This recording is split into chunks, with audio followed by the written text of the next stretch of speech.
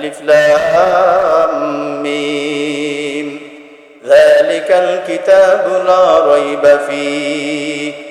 ও দুনিয়ার মানুষ শোনো, আল্লাহ পাক শুরুতে সূরা বাকারার কোরআনটা খুললে, একটা পৃষ্ঠা খুললে প্রথম নাম্বার পৃষ্ঠা বের হয়, সূরা ফাতিহার পরে বের হয় আলিফ লাম মিম। এটাকে বলা হয় হুরুফে মুকাত্তাআত। যাই হোক, এটা আমাদের আলোচ্য বিষয় নয়। আল্লাহ পাক জানা দিলেন যালিকাল কিতাবু লা রাইবা ফীহ, আমি আল্লাহ পাকের কোরআনের মধ্যে কোনো সংশয় নাই, ভুল নাই, সন্দেহ নাই। যেই মুসলমান ইমানদার আল্লাহ পাকের গোলাম, এই কোরআনকে সন্দেহ ব্যতীত, এই কোরআনকে সংশয় ব্যতীত আল্লাহ পাকের কালাম হিসেবে আল্লাহ পাকের জাত ও সিফাতের বরকত নিয়া, আল্লাহ পাকের ভয় নিয়া, আখিরাতের ভয় নিয়া দুনিয়া এবং আখিরাতকে সুন্দর করতে চায়। এই জন্য মানুষের দিলের মধ্যে যেন সন্দেহ সংশয় জন্ম না নেয়, শুরুতেই আল্লাহ পাক এই মুসলমানদের দিলগুলোকে সাফ করে দেওয়ার জন্য, সারা দুনিয়ার মানুষের অন্তরটাকে, কলবটাকে কোরআনের দিকে স্বচ্ছ রাখার জন্য আল্লাহ পাক একটা চ্যালেঞ্জ ছুড়ে দিলেন, যালিকাল কিতাবু লা রাইবা ফীহ। আমি আল্লাহ পাকের কালাম, এই কোরআন এমন এক কিতাব, এমন এক কালাম, এমন এক কিতাব, লা রাইবা ফীহ, এর মধ্যে কোনো সন্দেহ নাই, ভুল নাই। সুবহানাল্লাহ, কোনো সংশয় নাই। আল্লাহ চ্যালেঞ্জ করেছেন, যদি তোমাদের শক্তি থাকে, তোমাদের বাহাদুরি থাকে, তোমাদের ক্ষমতা থাকে, তাহলে এই কোরআনের মধ্যে একটা কোরআন বানাও, জানি তোমরা পারবা না। আচ্ছা, একটা অংশ বানাও, জানি তোমরা পারবা না। আচ্ছা, একটা সূরা বানাও, জানি তোমরা পারবা না। আচ্ছা, একটা আয়াত বানাও।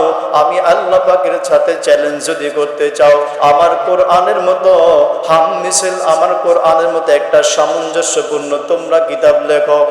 আল্লাহ পাক কাদেরকে চ্যালেঞ্জ করলেন? দুনিয়ার মধ্যে ইন্টারন্যাশনাল ভাষা যেটা ছিল, যদিও এখন স্বীকৃতি ইংরেজির উপরে, সেইটা বিষয় না।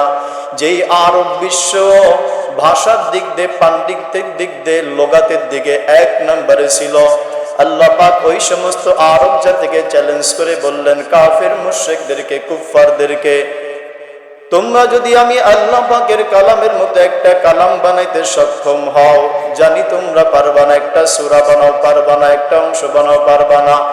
একটা আয়াত বানাও, তোমরা পারবা না। তাহলে এইবার শোনো, আমি আসমান এবং জমিনের মালিক, সারা দুনিয়ার মালিক, তোমাদেরকে বলে দিচ্ছি, যালিকাল কিতাবু লা রাইবা ফীহ, আমি আল্লাহর এই কালামের মধ্যে, কোরআনের মধ্যে কোনো সংশয় নাই, কোনো সন্দেহ নাই। সুবহানাল্লাহ। এখন ওই জামানার মানুষ যেহেতু পণ্ডিত ছিলেন, শিক্ষিত ছিলেন, বিভিন্ন ধর্ম অবলম্বন, এরা বলল, এই কোরআনের মতো একটা কোরআন বানাতে পারবো না, এটা কি একটা অসম্ভবের কিছু? চেষ্টা করতে লাগলো, চেষ্টা করতে থাকলো। কিন্তু দেখা যায় যে রাত্রি শেষে দিনের শুরুতে, আবার দিনের শেষে রাত্রির শুরুতে যখনই চেষ্টা করে, ফলাফল জিরো, ফলাফল জিরো। এখন পণ্ডিতদের মধ্যে কিছু পণ্ডিত থাকে, এরা বলে, আমি আপনাকে একটা বানিয়ে দিচ্ছি, বলে বানাও। তো আমরা যে কোরআন সূরা ফিল পড়ি, আলাম তারা কাইফা ফাআলা রাব্বুকা বিআসহাবিল ফিল, আলাম তারা কাইফা ফাআলা রাব্বুকা বিআসহাবিল ফিল, নবী আপনি কি দেখেন না আল্লাহ পাক হস্তি বাহিনীর সাথে কেমন আচরণ করেছে? এই সূরাটাকে নিয়ে তারা শুরু করলো, বলে আমরা এই সূরার মতো একটা সূরা বানাই। তারা বানাইলো, আল ফিলু মাল ফিল ওমা আদরাকা মাল ফিল খুরতুমুন। এরা একটা বানাইতে চাইলো।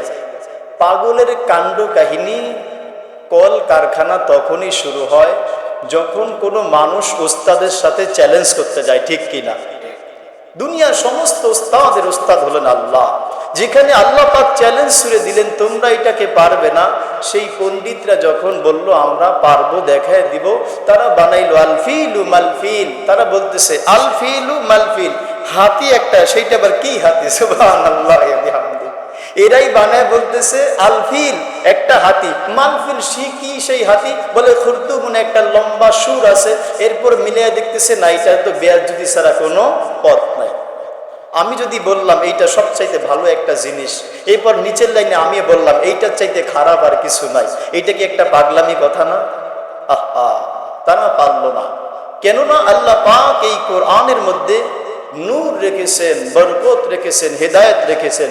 আল্লাহ পাক নিজেই বলতেছেন এই কোরআন যেহেতু ভুল নাই, সন্দেহের সংশয় নাই, এরপর আল্লাহর সাথে সাথে বলতেছেন হুদাল্লিল মুত্তাকিন, এই পথ দেখাবে মুত্তাকিনদের জন্য, যাদের দিলের মধ্যে তাকওয়া আছে, আখিরাতের ভয় আছে, হালাল হারাম বেঁচে চলে, যারা জুলুম থেকে বেঁচে চলে, মানুষের জন্য ইনসাফ প্রতিষ্ঠা করে, যারা আমি আল্লাহ পাকের সামনে গদ্দানটাকে ঝুঁকায় দেয়, রমজান আসলে রোজা রাখে, হারাম কাজ থেকে বিরত রাখে, হারাম কাজ থেকে নিজেও বিরত থাকে, অপরকেও বিরত রাখার জন্য চেষ্টা করে, এই মুত্তাকিনদের জন্য আল্লাহ বলেন শোনো এইবার, যেই কোরআনের সংশয় নাই, ভুল নাই, সন্দেহ নাই, এই কোরআন কাদের জন্য হেদায়েত? যদি প্রশ্ন করা হয় আল্লাহ এই কোরআন কাদের জন্য হেদায়েত, আল্লাহ বলেন হুদাল্লিল মুত্তাকিন, এই কোরআন হেদায়েত করবে, পথ প্রদর্শন করবে যারা মুত্তাকিন তাদেরকে। সুবহানাল্লাহ। এজন্য মুত্তাকি হতে হলে কোরআনের পথে আসতে হবে, কোরআন নিয়ে ভাবতে হবে, কোরআন আমাকে শেখা লাগবে।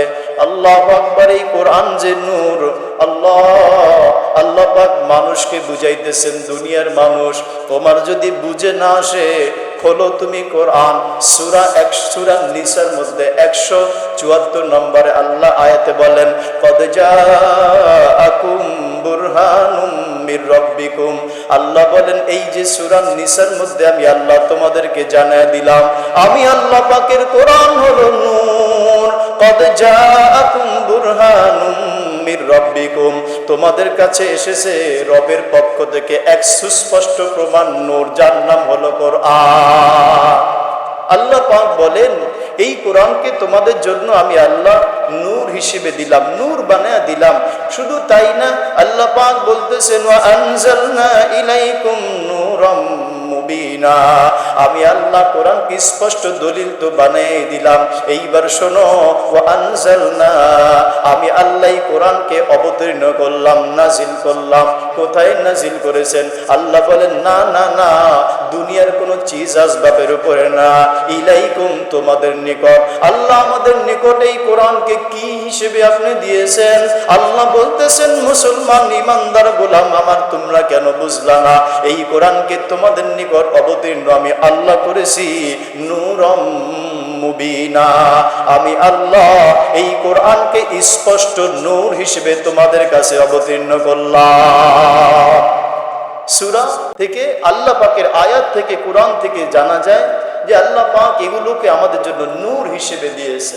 3 নাম্বার, কোরআন দুনিয়া ও আখিরাতে সম্মান দিবে। কি দিবে ভাই?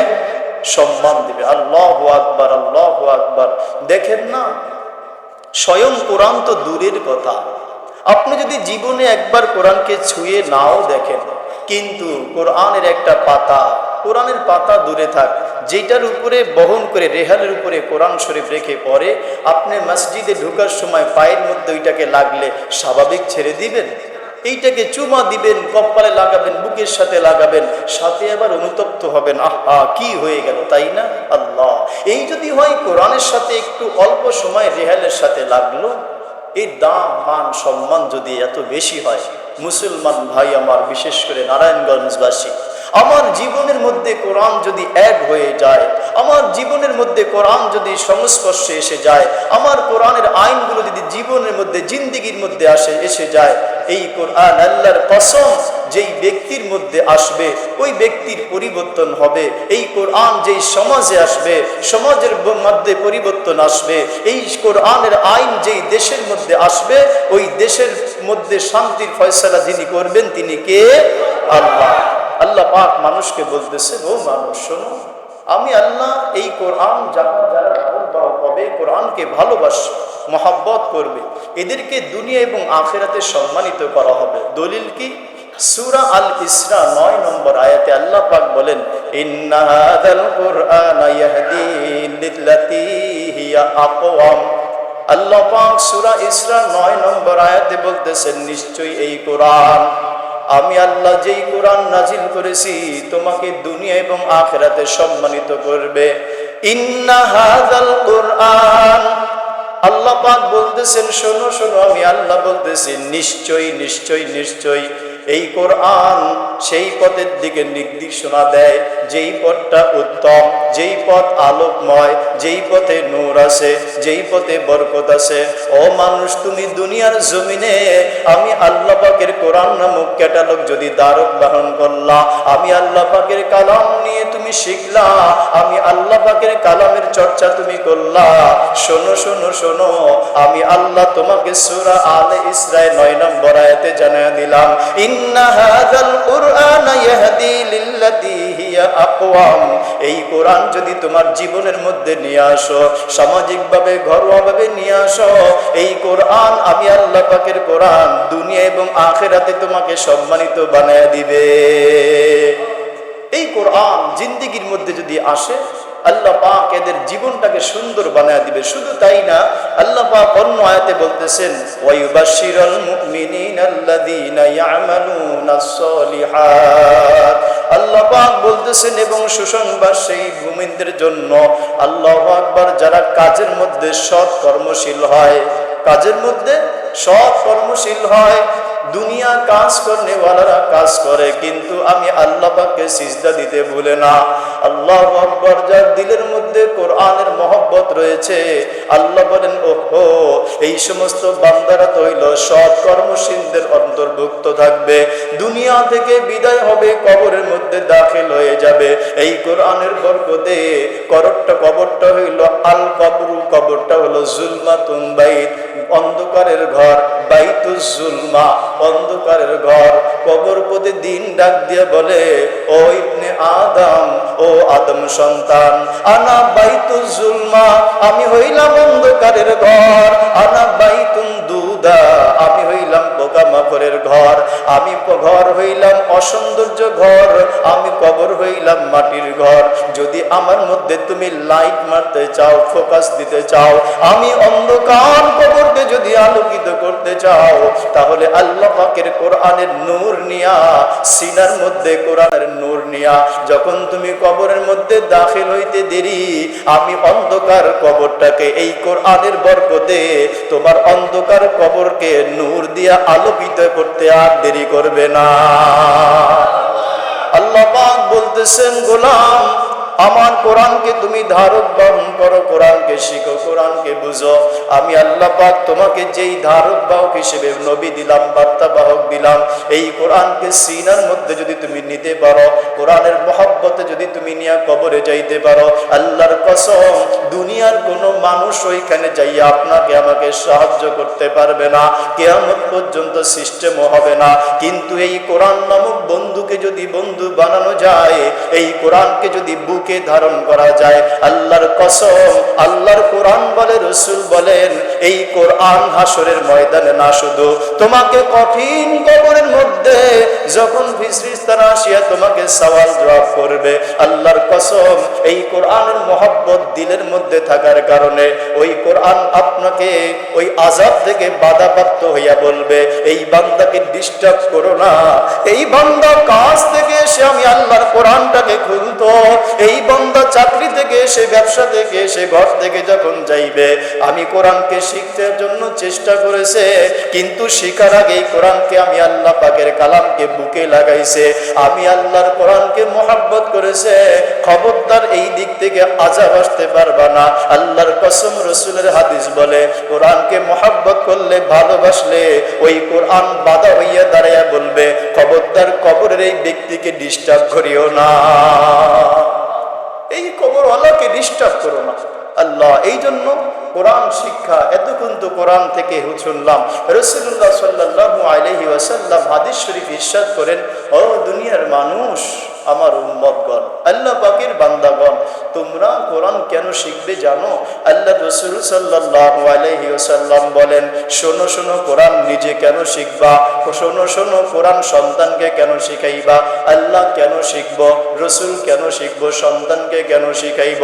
আল্লাহ রাসূল জনাবে মুহাম্মদ রাসূলুল্লাহ সাল্লাল্লাহু আলাইহি ওয়াসাল্লাম হাদিস শরীফে ইরশাদ করেছেন, হাদিসের এই অংশের মধ্যে আমেরিকার কথা রাসূল বলেন নাই, কানাডা, চীন, জাপান, ইন্ডিয়া, পাকিস্তান, ফিলিস্তিনের কথা আল্লাহ রাসূল বলেন নাই।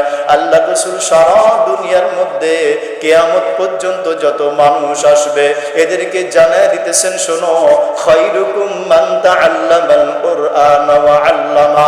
রাসূলুল্লাহ সাল্লাল্লাহু আলাইহি ওয়াসাল্লাম বলেন, তোমাদের মধ্যে যে ইংরেজি শিখুক, বাংলা শিখুক, চীনের ভাষা শিখুক, জাপানের ভাষা শিখুক, ইন্টারন্যাশনাল ভাষা, দুনিয়ার ভাষা শিখুক, তাতে কিচ্ছু আসে আর যায় না। আমি আল্লাহর কাছে, আল্লাহ রাসূলের কাছে, দ্বীনের কাছে ওই ব্যক্তি হইল দামওয়ালা, ওই ব্যক্তি হলো ইজ্জতওয়ালা, ওই ব্যক্তি হলো সম্মানওয়ালা। ওগো আল্লাহ রাসূল, কে দামওয়ালা, কে ইজ্জতওয়ালা, কে সম্মানওয়ালা? রাসূল মেসেজ দিয়ে দিলেন, শোনো, টেলেক্স দিয়ে দিলাম, মেসেজ দিয়ে দিলাম, খায়রুকুম মান তাআল্লামাল কুরআন ওয়া আল্লামা। আল্লাহ রাসূল নিজের জবানের ভাষায় বলেন, আমি রাসূলের কাছে, আল্লাহ পাকের কাছে ওই ব্যক্তি সবচাইতে উত্তম যে কোরআন নিজে শিখে এবং যাকে শিখায়, যে শিখলো এবং শিখাইলো, দুনিয়ার মধ্যে সার্টিফিকেট থাকুক আর না থাকুক, দুনিয়ার আন্তর্জাতিক পর্যায়ে তাকে মূল্যায়ন করুক আর না করুক, আল্লাহ এবং আল্লাহ রাসূল বলেন, খায়রুকুম মান তাআল্লামাল কুরআন ওয়া আল্লামা। যে কোরআন শিখলো এবং যাই শিখাইলো, এই দুই শ্রেণী আমি আল্লাহর কাছে, রাসূলের কাছে সব চাইতে উত্তম। সুবহানাল্লাহ। নবী বলেন যে খায়রুকুম মান তাআল্লামাল কুরআন ওয়া আল্লামা, কোরআন যে শিখলো এবং শিখাইলো এরা হলো উত্তম। উত্তম, এই উত্তম আমরা সকলে হতে চাই তো ইনশাআল্লাহ। আল্লাহ পাকের কোরআন বলতেছে, শোনো, এই কোরআন শুধু দুনিয়াতে তোমাকে উপকার করবে, শুধু মাটির নিচে, কবরের নিচে না। এই কোরআন তোমাকে সুপারিশ করবে হাসরের ময়দানে। এই কোরআন তোমাকে সুপারিশ করবে যখন মানুষ পেরেশানি থাকবে। আল্লাহু আকবার। রাসূলুল্লাহ সাল্লাল্লাহু আলাইহি ওয়াসাল্লাম হাদিস শরীফে ইরশাদ করেন, ইকরাউল কুরআন, উম্মত তোমরা কোরআন তেলাওয়াত করো। বলে কেন কোরআন তেলাওয়াত করব? ফাইন্নাহু ইয়াতি ইয়াউমাল কিয়ামা, কেননা কিয়ামতের ময়দানে মালিকের সামনে যখন তুমি দাঁড়াইবা, হাসরের ময়দানে সবাই যখন উপস্থিত থাকবে, কারো ঘাম থাকবে হাঁটু পর্যন্ত, কারো নাভি পর্যন্ত, কারো ঘাম থাকবে বুক পর্যন্ত, কারবা কেউ বাবার ঘামের মধ্যে সাঁতার কাটতে থাকবে। আমি দ্বিতীয় 2 জুমা আগে আপনাদেরকে বলেছিলাম, মুসলমান ভাই আমার, কোরআন ছাড়া যদি জীবনটাকে সাজাইলাম, কোরআন ছাড়া যদি, ইসলাম ছাড়া, ইসলামের সৌন্দর্য ছাড়া যদি ছোট্ট এই জীবনটাকে চালাইলাম, আপনি এই জীবনকে উপভোগ করবেন মাত্র 60 থেকে 70, সর্বোচ্চ 100 বছর। আল্লাহর বান্দা নবীর উম্মত আজকে বাড়িতে যাইয়া ঘুমানোর সময় মাথাটাকে বালিশের সাথে লাগাইয়া একটু নিজেকে নিজে প্রশ্ন করবা, মুসলমান, আমি আল্লাহ পাকের দ্বীনকে বাদ দিয়া, আমি কোরআনকে বাদ দিয়া, রাসূলের কলিজার মধ্যে আঘাত দিয়া, আমি নামাজের মধ্যে না আসিয়া, আমি যে মন চাই জিন্দিগি চললাম, সর্বোচ্চ 100 বছর জিন্দিগি আমি কাটাইলাম। আল্লাহর বান্দা নবীর উম্মত মনে রাখবা, 100 বছর জিন্দিগি উল্টা পাল্টা করে কাটাইলাম, কিন্তু ওই হাসরের ময়দানে তোমাকে আমাকে দাঁড়ায় থাকা লাগবে 50,000 বছর। 50,000 বছর দাঁড়ায় থাকা লাগবে। তখন মানুষ বেচৈন হয়ে যাবে, বলবে, আল্লাহ, এই হাসরের ময়দানে কষ্ট আর সহ্য হয় না। আল্লাহ, আপনি জান্নাতের ফয়সালা করে দিবেন, জাহান্নামের ফয়সালা করে দিবেন, একটা দিয়ে দেন আল্লাহ।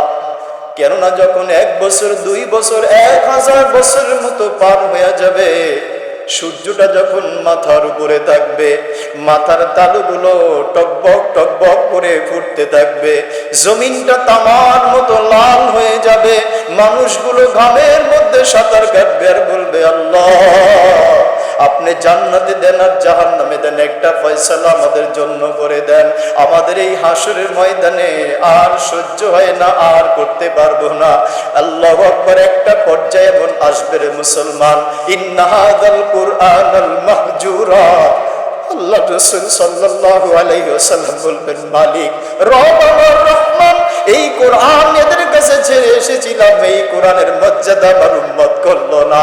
আল্লাহু আকবার। মুসলমান ভাই আমার, আল্লাহ রাসূল যখন এই কথাটা বলবেন, বলেন মুসলমানদের কোরআন থেকে যদি দূরে রাখলাম, বাচ্চাদেরকে কোরআন থেকে দূরে রাখলাম, বলেন ওই সময় জবাবটা দিব তো মুসলমান কেমন করে দিব? রাসূলুল্লাহ সাল্লাল্লাহু আলাইহি ওয়াসাল্লাম বলতেছেন, এই কোরআন হাসরের ময়দানে তোমার জন্য সুপারিশ করা হবে। আল্লাহু আকবার। সূরা বাকারা আলে ইমরানের মধ্যে আল্লাহ পাক এই কোরআন সম্পর্কে বলেন। রাসূলুল্লাহ সাল্লাল্লাহু আলাইহি ওয়াসাল্লাম হাদিস শরীফ ইরশাদ করেন, আল কুরআনুজ যাহরা ওয়াইনি বাকারা ওয়াল আলে ইমরান, তোমরা সূরা কোরআন শরীফ থেকে সূরা বাকারা এবং আলে ইমরান পড়ো। রাসূলুল্লাহ সাল্লাল্লাহু আলাইহি ওয়াসাল্লামকে যদি আমরা জিজ্ঞাসা করি, রাসূল এই সূরা আলে ইমরান বাকারা কেন তেলাওয়াত করব? আল্লাহু আকবার। রাসূল বলেন, কোরআন যদি শিখলা, বাকারা পড়লা, সূরা আলে ইমরান পড়লা, ওই যে হাসরের ময়দানে এই সূরা পড়ার বরকতে তোমার মাথার উপর মেঘমালা হইয়া এই সূরা আলে ইমরান এবং বাকারা তোমাকে ছায়া দিয়া দিবে। এই কোরআন শুধু দুনিয়ায় না রে মুসলমান, কবরে না, আখিরাতে হাসরের ময়দানে পর্যন্ত তোমাকে আমাকে হেফাজত করবে। আবু দাউদ শরীফের হাদিসে রাসূলুল্লাহ সাল্লাল্লাহু আলাইহি ওয়াসাল্লাম বলেন, ইকালি সাহিবিল কুরআন, সাহিবে কোরআন যারা কোরআনের ধারক বাহক হয়, কোরআনকে যারা হিফজ করে, কোরআনের উপর আমল যারা করে, রাসূলুল্লাহ সাল্লাল্লাহু আলাইহি ওয়াসাল্লাম বলেন, ইকালু লি সাহিবিল কুরআন, কোরআনের ধারক বাহককে বলা হবে, ইকরাউর তাকি ওয়ারাত্তিল, তুমি কোরআন তেলাওয়াত করো, কামা ইরাত্তিলিদ দুনিয়া, যেমন ভাবে তুমি দুনিয়াতে তেলাওয়াত করতে, এমন ভাবে তুমি কোরআনকে তেলাওয়াত করো। আল্লাহু আকবার। হাসরের ময়দানে যেই ব্যক্তি কোরআন যতটুকু শিখেছে, যেই ব্যক্তি কোরআনকে যতটুকু মহব্বত করেছে, বিশেষ করে হাফেজে কোরআনকে বলা হবে, তুমি আরোহণ করো, চড়তে থাকো।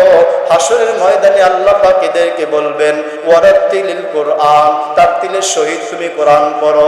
এইবার তুমি যেইখানের মধ্যে যাইয়া থামবা, পড়ো এবং আরোহণ করো। কেমন করে? যেমন করে তুমি দুনিয়াতে আমি আল্লাহ পাকের কোরআনকে তুমি পড়তা, তোমার মর্যাদা সেই পর্যন্ত যাইয়া হবে।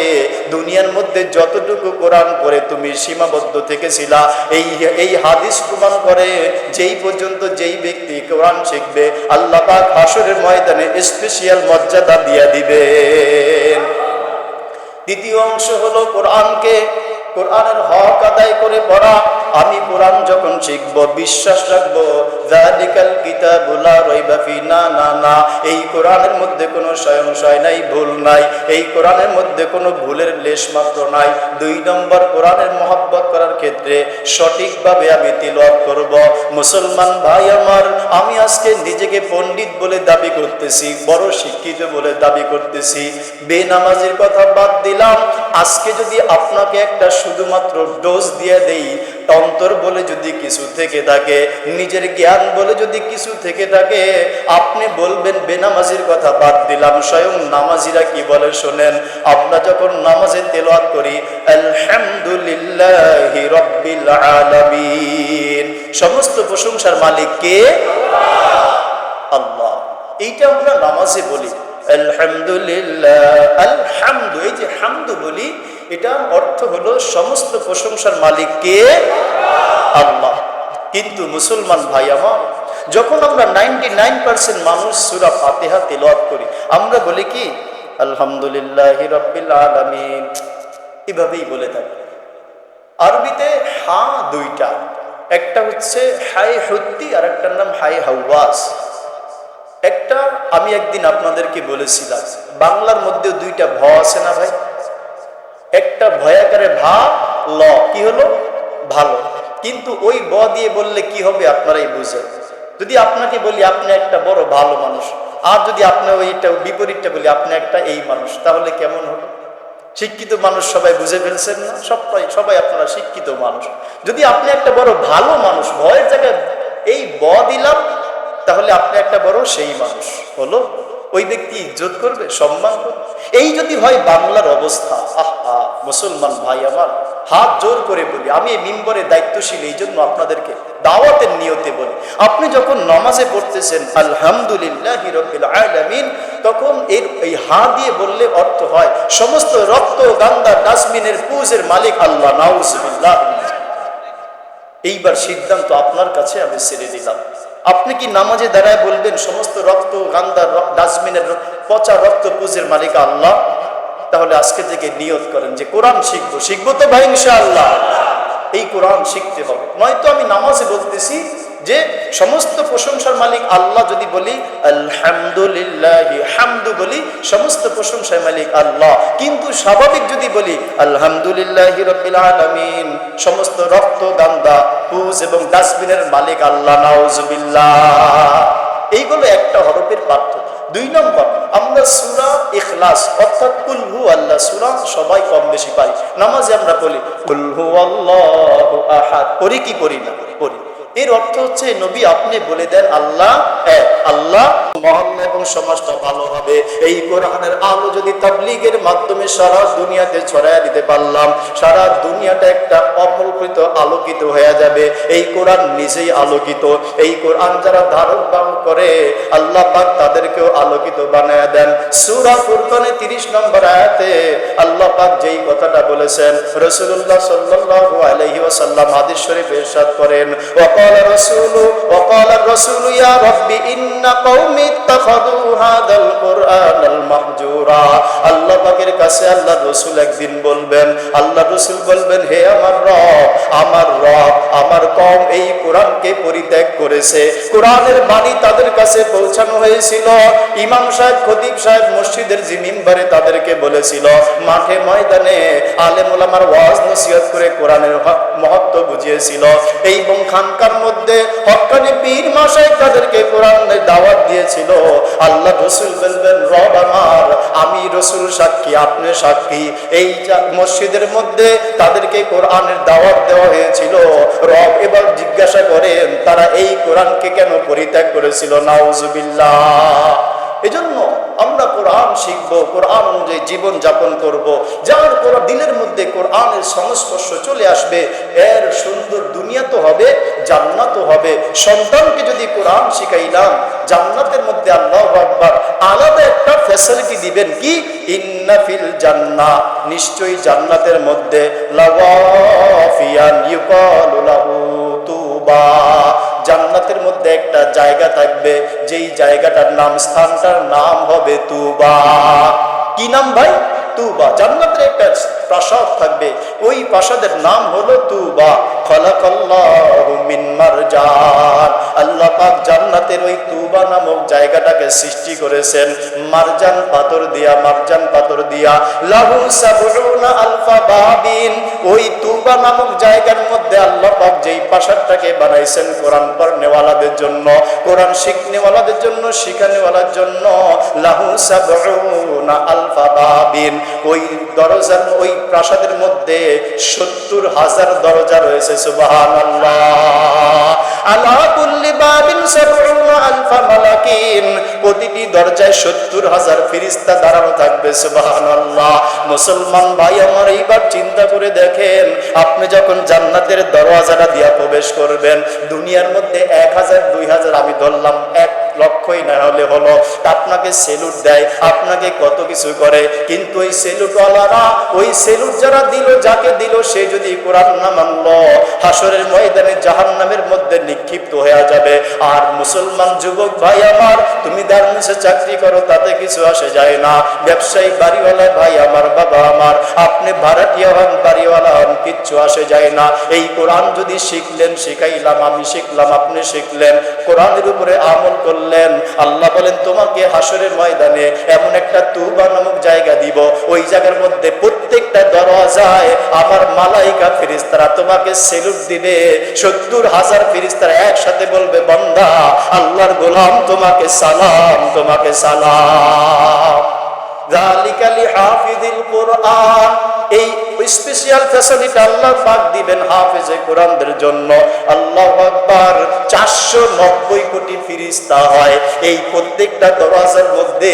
490 কোটি ফেরেশতা, 490 কোটি ফেরেশতা একসাথে বলবে আল্লাহর বান্দা নবীর উম্মত শোনো, দুনিয়ার মধ্যে কোরআনকে ভালোবেসেছিলা, এই জন্য বলবে 490 কোটি ফেরেশতা একসাথে সেলুট মাইরা বলবে আল্লাহর বান্দা তোমাকে সালাম, আল্লাহ তোমাকে দয়া করুক, রহম করুক। আল্লাহু আকবার।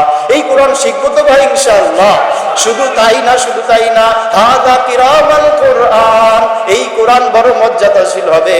ইন্না ফিল জান্নাতি, নিশ্চয়ই জান্নাত, জান্নাতের মধ্যে কোরআন ওয়ালাদের জন্য একটা বিশেষ স্পেশাল পাওয়ার থাকবে।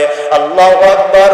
হাফেজদের কোরআনের জন্য, কোরআনের উপরে যেই সন্তান আমল করেছিল এদের জন্য স্পেশাল কিছু থাকবে। এই সূর্যের আলো যতটুকু না হবে, আল্লাহু আকবার, আল্লাহু আকবার, আল্লাহু আকবার। দুনিয়ার মধ্যে যারা ভাগ্যওয়ালা, দুনিয়ার মধ্যে যারা কপালওয়ালা, দুনিয়ার মধ্যে যারা খোশ নসিবওয়ালা, যাদের সন্তানদেরকে মাদ্রাসার মধ্যে ভর্তি করাইলো, যাদের সন্তানদেরকে কোরআন সিনার মধ্যে দিয়ে দিল, হাসরের ময়দানে ওই সন্তানদেরকে সামনে দাঁড় করাইয়া এইবার ওই বাবা এবং মাকে কোরআনওয়ালার সামনে নিয়া আল্লাহ পাক বলবেন শোনো, দুনিয়াতে গার্মেন্টসে চাকরি করেছিলাম আমি, আল্লাহ সব দেখতাম। দুনিয়ার মধ্যে গরিব ছিলা, তারপর কোরআনকে ভালোবেসেছিলা, সন্তানকে কোরআন পড়াইছিলা। দুনিয়ার মধ্যে বাড়ির মালিক ছিলা, তারপরেও তুমি ইন্টারন্যাশনাল স্কুলের মধ্যে পড়াও নাই, ইংরেজি পড়াও নাই, আমি আল্লাহর কোরআনকে মাদ্রাসার মধ্যে সন্তানকে শিখাইছিলা। আসো ধনীর বাবা, আসো গরিবের বাবা, এই হাফেজে কোরআনের সামনে কে নিয়া বাবা এবং মাকে আল্লাহ পাক কুদরতি হাতের মধ্যে একটা মুকুট পরাইয়া আব্বা এবং আম্মাকে ওই দিন বলবেন যাও যাও যাও, এইটা হইল সন্তানকে দিন শিখাইছিলা, এই মুকুট দিয়া। এই মুকুট কেমন আলো, কত ওয়াটের, কত পাওয়ারের। আল্লাহ রাসূল বলেন সূর্যের চাইতে সেই মুকুটের আলো অনেক দার হয়ে যাবে। স্বয়ং বাবা এবং মাকে যদি এইটা দেয়, আল্লাহু আকবার। কত কষ্ট করে যেই আব্বা এবং আম্মা সন্তানকে মাদ্রাসার মধ্যে পড়ায়, এদের যদি এইটা দেয়, আল্লাহু আকবার। এইবার বলেন স্বয়ং যেই সন্তানকে দিন শিক্ষা দিলাম, ওই সন্তানকে না যেন আমার আল্লাহ কি দিবে। যেই আব্বা এবং আম্মা দুনিয়াতে কষ্ট করে সন্তানকে শিখাইবে, আব্বু এবং আম্মু তারা বড়ই ভাগ্যবান। আব্বু এবং আম্মু যারা বড়ই ভাগ্যবান, যাদের বুকের মানিক হলো হাফেজে কোরআন, যাদের বুকের মানিক হলো হাফেজে কোরআন। হৃদয় মাঝে জাগলো যে হরফ কোরআন নামের ফুল, তাদের সাথে দুনিয়ার মানুষ হয় না কোনো তুল। রবের কাছেও পাবায় তারা সেরা প্রতিদান, যাদের বুকের মানিক হলো হাফেজে কোরআন। কত শত দিন কেটে যায় রাত্রি অগণিত, বাবা মায়ের কষ্ট সে তো নয়তো ভোলার মতো। যার বিনিময়ে কণ্ঠে ফোটে পাক কালামের গান, যাদের বুকের মানিক হলো হাফেজে কোরআন। আল্লাহু আকবার। দুনিয়ায় না শুধু আখিরাতে পর্যন্ত আল্লাহ পাকের কাছে সুপারিশ করবে, আল্লাহ এই কোরআনকে যারা ভালোবাসিল তারা কোথায়, এই মসজিদকে যারা ভালোবাসলো তারা কোথায়। আমি তাদেরকে জান্নাতে না নিয়া আমি একা হাফেজে কোরআন যাব না।